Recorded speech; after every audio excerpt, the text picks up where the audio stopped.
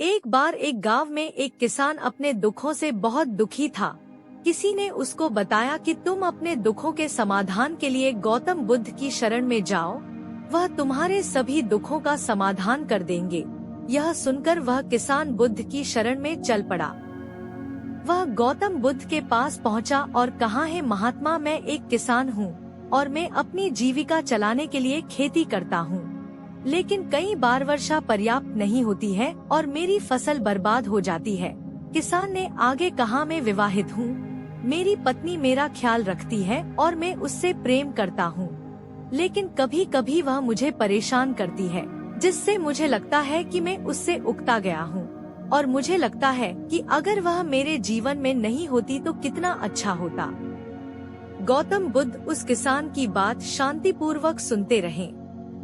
किसान ने आगे कहना जारी रखा और बोला, मेरे बच्चे भी हैं, वो अच्छे हैं, लेकिन कभी कभी वो मेरी बात नहीं मानते और उस समय मुझे बहुत क्रोध आता है।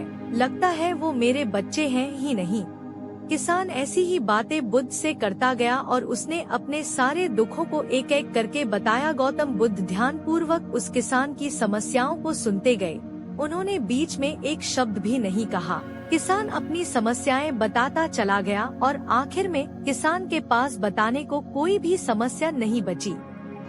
अपना मन हल्का हो जाने के बाद वह चुप हो गया और बुद्ध के जवाब की प्रतीक्षा करने लगा, लेकिन बुद्ध ने कुछ नहीं कहा। किसान अब और सब्र नहीं कर सकता था। वह आवाज ऊंची करते हुए बोला, क्या आप मेरी समस्याओं का समाधान नहीं करेंगे? मैं तुम्हारी कोई सहायता नहीं कर सकता। बुद्ध ने उत्तर दिया। किसान को अपने कानों पर यकीन नहीं हुआ। ये आप क्या कह रहे हैं? लोग तो बोलते हैं कि आप सभी के दुखों का निवारण कर देते हैं, तो क्या आप मेरे दुखों का निवारण नहीं करेंगे? बुद्ध ने कहा, सभी के जीवन में कठिनाइयाँ होती हैं। तुम्हारे जीवन में कोई नई कठिनाई नहीं है। ये कठिनाइयाँ तो सभी के जीवन में आती जाती हैं।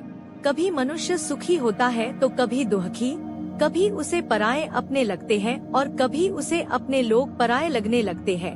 ये जीवन चक्र है। पीटीएसडी कोई नहीं निकल सकता है। वास्तविकता में हमारा जीवन कठिनाइयों से भरा हुआ है। मेरा, तुम्हारा और सभी लोगों का जीवन समस्याओं से ग्रसित है। इसलिए मैं इन समस्याओं का समाधान नहीं कर सकता हूँ। यदि तुम किसी एक समस्या का उपाय कर भी लो तो उसके स्थान पर एक नई समस्या खड़ी हो जाएगी। यही जीवन का अटल सत्य है। यह सुनकर किसान क्रोधित हो गया। बोला, सब लोग कहते हैं कि आप महात्मा हैं। मैं यहाँ एक आस लेकर आया था कि आप मेरी सहायता करेंगे। अगर आप मेरी समस्याओं का समाधान ही नहीं कर सकते तो मेरा यहाँ आना व्यर्थ हुआ। इसका मतलब सभी लोग झूठ बोलते हैं। मैं बेकार ही आपके पास आया। इतना बोलकर किसान उठकर जाने लगा। तभी बुद्ध ने कहा, मैं तुम्हारी इन समस्याओं का समाधान तो नहीं कर सकता हूँ, लेकिन हाँ, मैं तुम्हारी एक दूसरी समस्या का समाधान कर सकता हूँ। किसान ने आश्चर्य से कहा, इन समस्याओं के अलावा दूसरी समस्या? भला वह कौन सी समस्या है? बुद्ध ने कहा, वह यह किसी समस्या के कारण ही दूसरी कई समस्याओं का जन्म हुआ है। तुम इस बात को स्वीकार कर लो कि सभी के जीवन में समस्याएं होती हैं, कठिनाइयाँ होती हैं। तुम सोचते हो कि तुम इस दुनिया में सबसे ज्यादा दुखी हो और तुम्हारे जितना कोई और दुखी नहीं है। तुम अपने आसपास देखो, क्या वो लोग तुमसे कम दुखी हैं? तुम्हें अपना दुख बड़ा लगता है, लेकिन जो लोग तुम्हारे आसपास रहते हैं उनको उनका दुख बड़ा लगता है।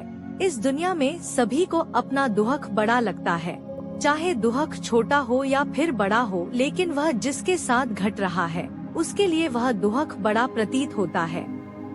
अगर तुम ध्यानपूर्वक देखोगे तो समझ जाओगे कि यह जीवन सुख दुख से भरा हुआ है। इसको तुम कभी नहीं बदल सकते हो, लेकिन हाँ, तुम सुख दुख से ऊपर अवश्य उठ सकते हो। यह तुम्हारे लिए संभव है।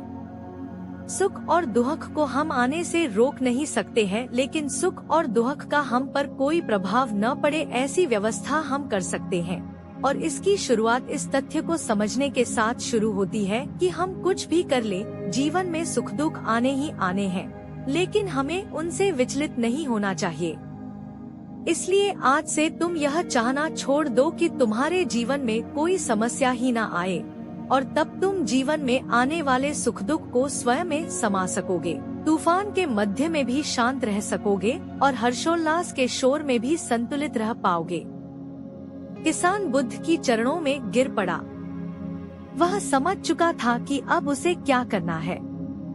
मित्रों, यह जीवन सुख दुख से भरा हुआ है। ऐसे में यह सोचन गलत है कि दुख कभी आए ही नहीं। इस कहानी में भगवान बुद्ध द्वारा कही गई बातें हमें दुख से घबराने या सुख में अत्यंत उत्साहित होने की जगह एक संतुलित जीवन जीने का संदेश देती हैं। यदि आपको ये कहानी पसंद आई हो तो कृपया इसे अपने दोस्तों के साथ शेयर करें।